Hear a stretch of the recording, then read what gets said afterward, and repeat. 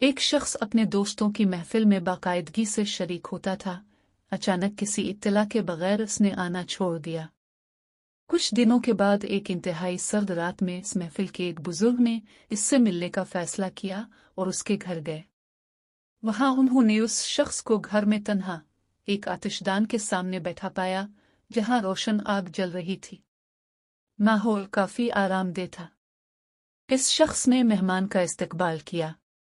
दोनों खामोशी से बैठ गए और आतिशदान के आसपास रक्स करते शोलों को देखते रहे।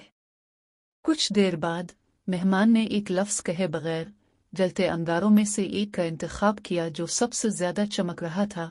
इसको चिमटे के साथ उठाया और एक तरफ अलग रख दिया। मेजबान खामोश था मगर हर चीज पर ध्यान दे रहा था। कुछ ही देर में तन्हा अंगारे का शोला बुझने लगा।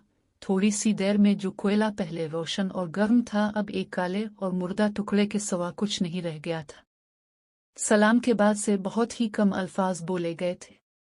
रवानगी से पहले मेहमान ने बेकार कोयला उठाया और इसे दोबारा आग के बीच रख दिया। फौरी तौर पर उसके चारों तरफ जलते हुए कोयलों की रोशनी और हरारत ने इसे दोबारा जिंदा कर दिया। जब मेहमान रवानगी के लिए दरवाजे पर पहुंचा तो मेजबान ने कहा, आपकी आमद का और आपके इस खूबसूरत सबक के लिए बहुत शुक्रिया।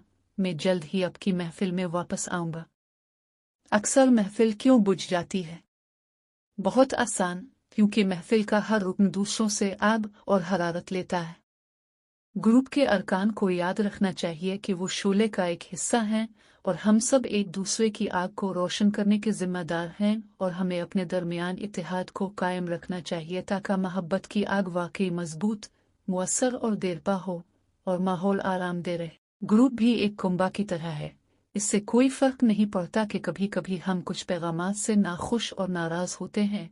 जो बात अहम है वो ये है कि इस ताल्लुक को कायम रखना चाहिए। हम यहाँ एक दूसरे की खैरियत से आगाह रहने के लिए, ख्यालात का तबादला करने, महज ये जानने के लिए हैं कि हम तन्हा नहीं हैं। दूसरों से हरारत लें और अपनी हरारत से दूसरों को मुस्तफीद करें।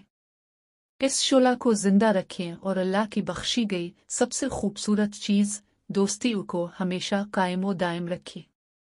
इसलिए मेरा हाल अहवाल पूछते रहा करें।